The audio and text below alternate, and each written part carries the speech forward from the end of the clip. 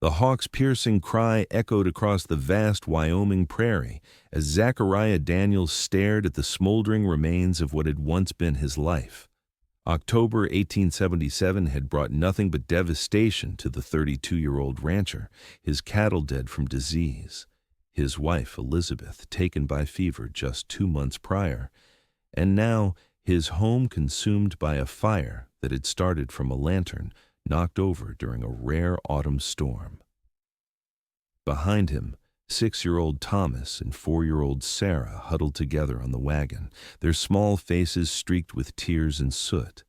They were all he had left in this world, his heart, his purpose, his only reason to keep drawing breath. "Pa?"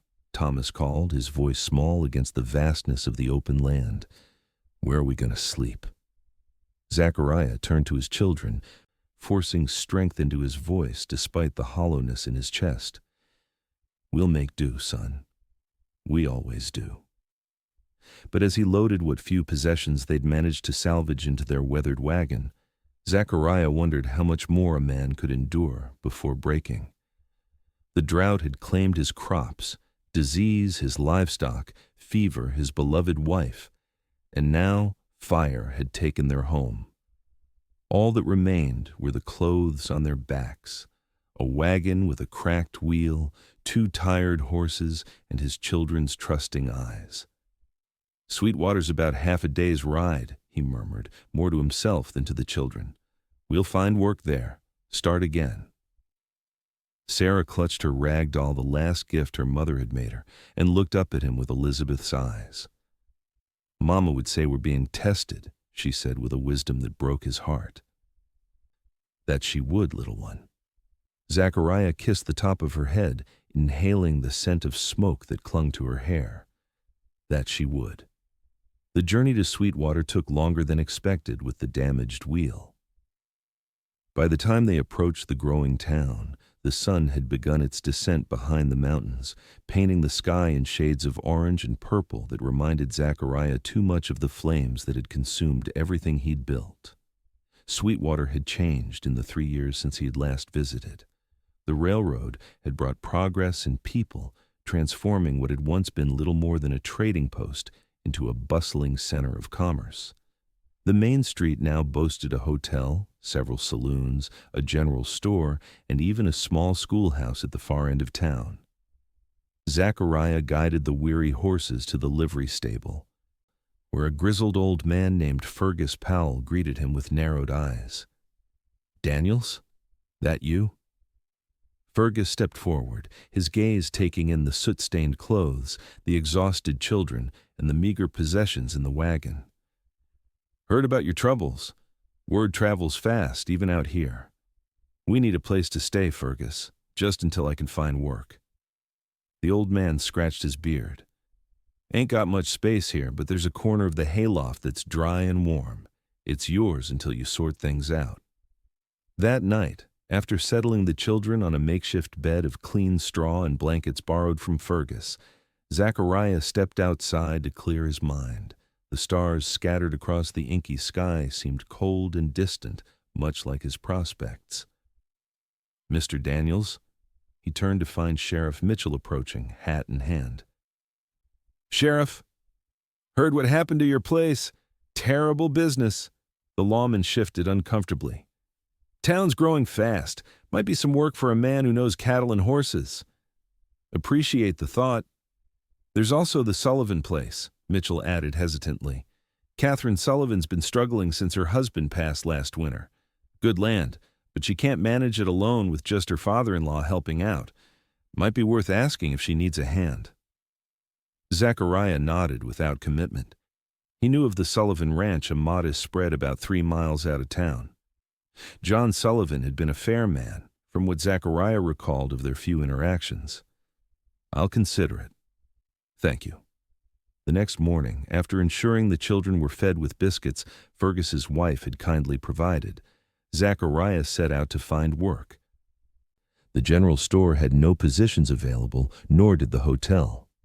The saloon offered him work as a bouncer, but Zachariah refused such hours would leave his children alone too long. By midday, desperation had begun to set in. He had less than $5 to his name, and while Fergus was generous, charity could only extend so far. "Pa, I'm hungry," Sarah whispered as they sat on a bench outside the general store. "I know, sweetheart."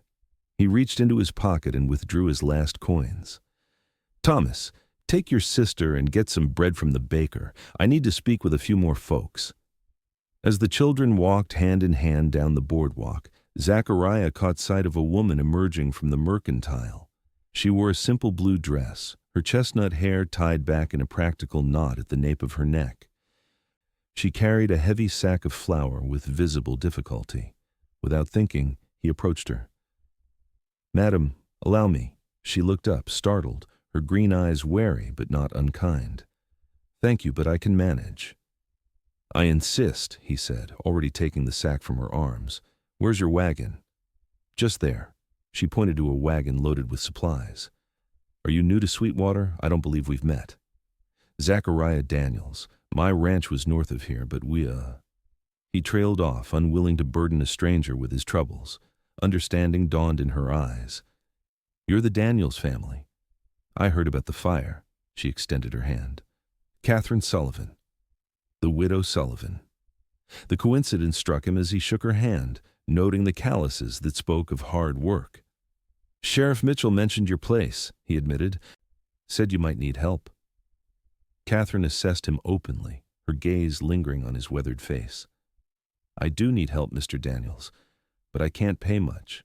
Just room, board, and a small wage." "I have 2 children," he said, feeling it important to be upfront. A smile softened her features. "I have a son myself. Matthew's 7. Having other children around would do him good. He's become too serious since his father passed." Before Zachariah could respond, Thomas and Sarah returned, clutching a paper-wrapped loaf of bread. "Pa, the baker gave us extra because I helped him stack the firewood," Thomas announced proudly. Katherine knelt to their level. "Hello there, I'm Mrs. Sullivan." Sarah, always shy around strangers, stepped behind her father's leg, but Thomas extended his hand as he'd been taught. "Thomas Daniels, madam. This is my sister Sarah." "Very pleased to meet you both." Katherine's smile reached her eyes. "I was just asking your father if you might like to stay at my ranch for a while. There's plenty of space, and my son Matthew could use some playmates." Thomas looked up at Zachariah questioningly. "Mrs. Sullivan has offered me work," Zachariah explained, "and a place for us to stay." "A real place, not the hayloft?" Sarah asked, her small voice hopeful. Katherine's expression flickered with sympathy. "A real place, with beds and a kitchen and even a garden where we grow vegetables." "Can we, Pa?" Thomas asked. Zachariah met Katherine's gaze over his children's heads. There was no pity there, only a practical understanding between 2 people who had endured loss. "We'd be much obliged, Mrs. Sullivan." The Sullivan Ranch was smaller than Zachariah's had been, but well maintained. A modest 2-story house stood surrounded by outbuildings, corrals, and fields where cattle grazed. As they approached, an older man with white hair and a 7-year-old boy emerged from the barn. "That's my father-in-law, Harold," Katherine explained, "and my son, Matthew." Harold Sullivan approached the wagon with a critical eye. "This the fellow you went to hire?" "This is Mr. Daniels and his children, Thomas and Sarah," Katherine confirmed. "Mr. Daniels, this is Harold Sullivan." The older man's handshake was firm. "Hope you know cattle, Daniels. Got 40 head need tending, and I'm too old to manage them all." "I know cattle," Zachariah assured him. "Had 100 head before the fever took them." Harold's expression softened slightly. "Heard about your troubles. Tough break." Matthew hung back, studying the newcomers with solemn eyes that reminded Zachariah too much of Thomas after Elizabeth died. The boy had his mother's eyes, but otherwise favored his late father. "Matthew," Katherine called, "come meet Thomas and Sarah. They'll be staying with us." The boy approached cautiously. "Hello." Thomas, ever the protector, stepped forward first. "Do you have any good climbing trees?" A flicker of interest crossed Matthew's face. Best one's behind the house, has a rope swing, too. Can you show us? Thomas asked, including his sister with a glance. Matthew looked to his mother, who nodded permission.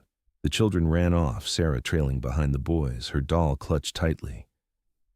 They'll be fine together, Katherine said, watching them go. Matthew's been so withdrawn since John passed. Having other children around will be good for him. Harold helped unload their meager belongings into the small guest cabin behind the main house. It was a simple structure with 2 rooms, but to Zachariah and his children, it was palace compared to the hayloft. That evening, they shared dinner in the main house. Katherine proved to be an excellent cook, and for the first time in months, Zachariah saw his children eat with genuine enthusiasm. Sarah even asked for seconds, something she hadn't done since before her mother fell ill. Tomorrow I'll show you the property, Harold said as they finished the meal.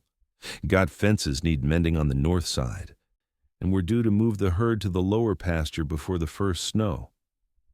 I'll be ready at first light, Zachariah assured him. Later, after putting the children to bed in the cabin, Zachariah sat on the small porch, watching the stars emerge. He heard footsteps approaching and turned to see Katherine carrying a lantern. The children settled in, she asked. Faster than I expected. Sarah usually has nightmares, but she seemed peaceful tonight. Katherine sat beside him on the step, setting the lantern between them. Children are resilient, more so than we give them credit for. Sometimes I think they're stronger than I am, he admitted. I doubt that. She gazed out at the darkened landscape. It takes strength to keep going when everything's been taken from you. Is that what you did? After your husband died? She nodded. John was a good man. When pneumonia took him, I wanted to give up, but Matthew needed me, and this land was John's dream. I couldn't let it go. Elizabeth, my wife, she always said a person's measure is what they do when there's nothing left to do, Zachariah said softly. She sounds wise. She was. The past tense still felt wrong on his tongue. They sat in comfortable silence, 2 souls acquainted with grief, until Katherine stood. Dawn comes early. You should rest while you can. Mrs. Sullivan, he called as she turned to leave. Thank you. She paused. It's a business arrangement, Mr. Daniels. Nothing more. But something in her eyes suggested otherwise not romance, but understanding. The recognition of shared pain and the silent acknowledgement that perhaps together the burden might be lighter. The following days established a routine. Zachariah worked from sunrise to sunset alongside Harold, repairing fences, tending cattle, and preparing the ranch for winter. The work was familiar and in some ways comforting physical labor that left little time for dwelling on what he'd lost. The children adapted quickly. Thomas and Matthew became inseparable, while Sarah shadowed Katherine in the kitchen and garden, soaking up the maternal attention she'd been missing. One evening, about 2 weeks after their arrival, Zachariah returned from checking the western fence line to find Katherine on the porch, a worried expression on her face. What's wrong? He asked immediately. It's Matthew. He and Thomas went fishing at the creek this morning, and they should have been back hours ago. Without hesitation, Zachariah turned toward the barn. I'll find them. I'm coming with you, Katherine said, already reaching for her coat. Harold can stay with Sarah. They rode together along the creek that wound through the property, calling for the boys. The sun was setting, casting long shadows across the land and filling Zachariah with growing dread. There, Katherine suddenly pointed to a spot downstream where the creek widened. The boys were huddled beneath a willow tree, Matthew cradling his arm while Thomas used his shirt to bind what appeared to be a wound. Zachariah and Katherine dismounted and rushed to them. What happened? Katherine demanded, kneeling beside her son. Matt fell trying to catch a big fish, Thomas explained, his face serious with responsibility. I think his arms broke, and he cut his leg on a rock. I was trying to fix him up like Pa showed me before bringing him back. Zachariah examined Matthew's injuries. The boy's arm was indeed broken, and a nasty gash on his calf had been carefully bound with Thomas's shirt. "You did good, Thomas," Zachariah assured his son before turning to Matthew. "We're going to get you home now, son. It's going to hurt, but you'll be brave, right?" Matthew nodded, tears streaming down his dirty face. "I'm sorry, Ma." "Don't you worry about that now," Katherine said, kissing his forehead. "Let's get you to Dr. Wilson." Zachariah lifted Matthew onto Katherine's horse, then mounted his own with Thomas behind him. They rode swiftly back to the ranch, where Harold was waiting anxiously with Sarah. "I'll take Matthew to town," Katherine said as Zachariah helped her secure the boy in their wagon. "I'm coming with you," Zachariah insisted. "Harold can watch the children." The ride to town was tense, with Matthew drifting in and out of consciousness from pain. Katherine maintained her composure, but Zachariah could see the fear in her white-knuckled grip on the reins. "He'll be all right," Zachariah assured her. "Boys get broken bones. It's practically a requirement of growing up." She gave him a grateful glance. Thomas was very brave. The way he took care of Matthew. "You've raised a good son, Zachariah." It was the first time she'd used his given name, and something in her tone made him look at her more closely. In the fading light, with worry etched across her features, she was beautiful in a way he hadn't allowed himself to notice before.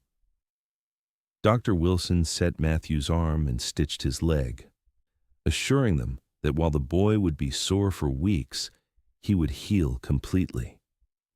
It was past midnight when they finally returned to the ranch, Matthew asleep in the back of the wagon under the influence of laudanum.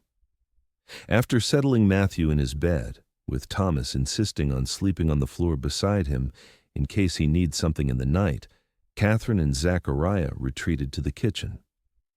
Harold had left coffee warming on the stove before retiring with Sarah. "Thank you," Katherine said as they sat at the worn table, "for finding them, for keeping me steady. Thomas is the one who deserves thanks, if he hadn't remembered how to bind a wound. You taught him well." She wrapped her hands around her coffee cup. "When John died, I was so focused on keeping the ranch that I didn't always see what Matthew needed. A boy needs a father's guidance, and a girl needs a mother's," Zachariah replied softly. "Sarah's blossomed since we came here. She talks more, smiles more." Katherine met his gaze. "Perhaps they're giving each other what they need. Perhaps we all are." The moment hung between them, weighted with possibility, until Katherine stood abruptly. "It's late. We should rest." But something had shifted between them, a recognition that their arrangement had become something neither had anticipated. Winter arrived with a vengeance in late November, bringing howling winds and snow that piled in drifts against the buildings. The cattle were moved to sheltered pastures, and life contracted to the warm interior of the house, where the 3 children played games by the fire while the adults managed the necessary chores. On Christmas Eve, Katherine surprised them all with a small tree cut from the North Ridge, decorated with paper stars the children had made and strung with popcorn and cranberries. She produced small gifts for Thomas and Sarah, a wooden horse for the boy, and a new dress for the girl, sewn from fabric she'd been saving. "Mrs. Sullivan, you shouldn't have," Zachariah protested when he saw the presents. "Every child deserves Christmas," she said simply. Then, more hesitantly, "And I think, after all this time, you might call me Katherine." "Katherine," he repeated, liking the way it felt.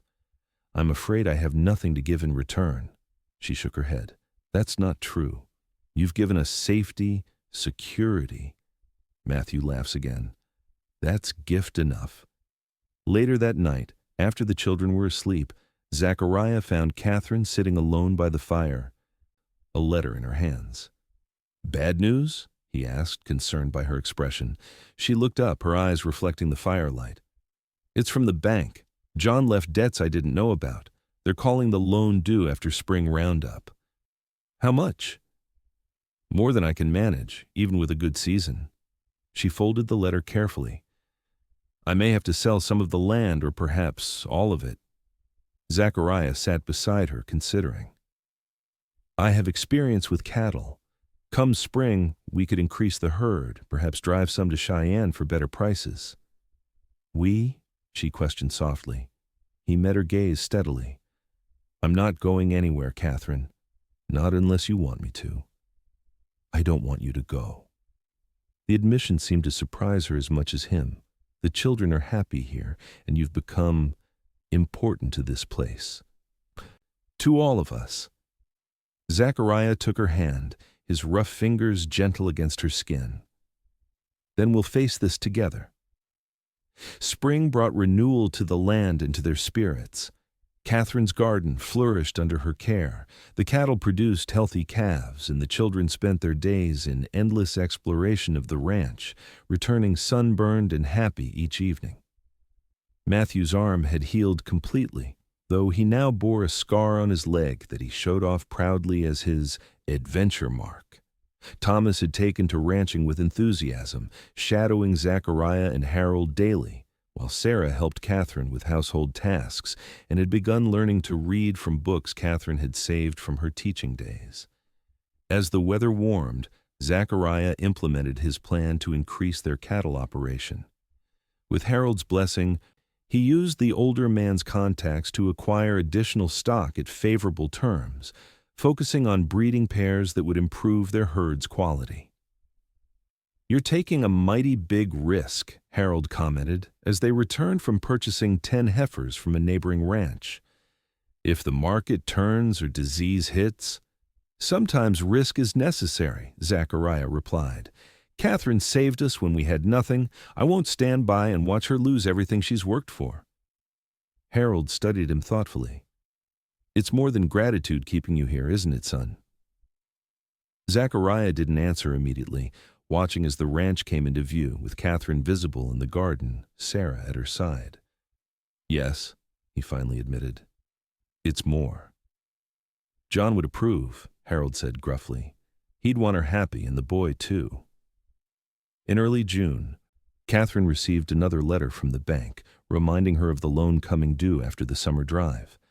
That evening she found Zachariah repairing tack in the barn. "If your plan doesn't work," she began. "It will work," he assured her.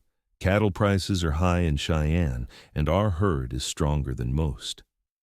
"But if it doesn't," she persisted, "I want you to know that whatever happens to the ranch, you and the children have a home with us, even if that home changes." Zachariah set aside the bridle he was mending and stood. "Katherine, there's something I need to say." She waited, her expression a mixture of apprehension and something warmer. "When I came here, I was broken. I'd lost everything except Thomas and Sarah, and even they were slipping away because I couldn't be what they needed. You gave us shelter, purpose, and hope when we had none. You've more than repaid any kindness," she said softly. "This isn't about repayment." He stepped closer. "It's about finding something I never expected to find again. A home, a family, and feelings I thought died with Elizabeth." Katherine's breath caught. "Zachariah, I'm not asking anything of you," he continued quickly, "except that you allow us to stay, to help, to be part of this place regardless of what happens with the bank." "And if I wanted more?" she asked, her voice barely above a whisper. The question hung between them for a heartbeat before Zachariah closed the distance, his hand gently cupping her cheek. "Then I would give it gladly." Their first kiss was tentative, a careful exploration of new territory. When they parted, Katherine's eyes were bright with unshed tears. "I never thought I would feel this way again," she confessed, "nor did I." He brushed a strand of hair from her face. "But here we are." "Here we are," she echoed, smiling through her tears. The cattle drive to Cheyenne was scheduled for mid-July. Zachariah would lead it, along with Harold and 2 hired hands from town, leaving Katherine to manage the ranch with the children. The night before his departure, after the children were asleep, Katherine found Zachariah on the porch of the main house, staring at the star-filled sky. "Worried about tomorrow?" she asked, joining him. Not about the drive, about leaving you and the children. He turned to her. It's the first time we've been apart since I arrived. We'll manage, she assured him, and you'll return successful. Katherine, he began, taking her hands in his, when I come back with the money to save the ranch, I'd like your permission to ask you a proper question. Her eyes widened with understanding. You don't need to wait until then. I do, he insisted. I want to come to you as a man with something to offer, not just my hands and my heart. Those are more than enough, she whispered, rising on tiptoes to kiss him. The cattle drive was grueling but successful. Prices in Cheyenne were even better than Zachariah had hoped, and they returned with enough money to pay the bank and still have capital for ranch improvements. As they approached the Sullivan Ranch after 2 weeks away, Zachariah felt a lightness in his chest he hadn't experienced in years. The sight of the house, with smoke curling from the chimney despite the summer heat, filled him with a sense of homecoming he'd thought lost forever. Katherine was in the yard when they arrived, hanging laundry with Sarah's help. At the sound of hoofbeats, she turned, shielding her eyes against the sun. Her smile when she recognized them was radiant. The children came running from the barn, Matthew and Thomas whooping with excitement, while Sarah bounced on her toes, waiting her turn for her father's embrace. That night, after a celebratory dinner where Zachariah announced the success of their venture, he asked Katherine to walk with him under the stars. The bank is paid, he told her as they strolled toward the creek, and there's enough left to improve the irrigation system and perhaps build a proper bunkhouse for hired help come fall roundup. You've saved us, Katherine said simply. We saved each other, he corrected, stopping beside the creek where the boys had experienced their fishing accident. And now, if you'll permit me, I'd like to ask that question. Katherine's eyes shimmered in the moonlight. Ask. Zachariah took both her hands in his. I came here with nothing but my children and my grief. You gave us a home, hope, and a future I couldn't imagine. Now I'm asking if you'll allow me to give you the same, my name, my life, my love. Will you marry me, Katherine Sullivan? Yes, she whispered, tears spilling onto her cheeks. With all my heart, yes. They were married in September 1878, nearly a year after the fire that had destroyed Zachariah's former life. The ceremony was small, held in the Sweetwater Church, with Harold giving Katherine away, and the 3 children standing proudly beside them. That evening, as they sat on the porch of what was now their home, watching the children chase fireflies in the yard, Katherine leaned against Zachariah's shoulder. Do you ever think about how close we came to never finding each other? She asked. If the fire hadn't happened, if John hadn't died. I believe Elizabeth and John led us to each other, Zachariah replied, his arm tightening around her. They couldn't stay, but they made sure we wouldn't be alone. Katherine smiled, placing her hand over his heart. Not alone and not broken, just mended differently. Like Matthew's arm, stronger at the broken place, Zachariah agreed. As dusk deepened into night, the children's laughter echoed across the ranch, the sound of healing, of family, of hope restored. For Zachariah Daniels, who had once lost everything but his children, it was the sweetest sound in the world, a promise that even from the ashes of devastation, new life could rise, stronger and more precious for having known loss. And as Katherine's hand found his in the gathering darkness, he knew with certainty that this family, this love, this second chance was what he had been meant to find all along.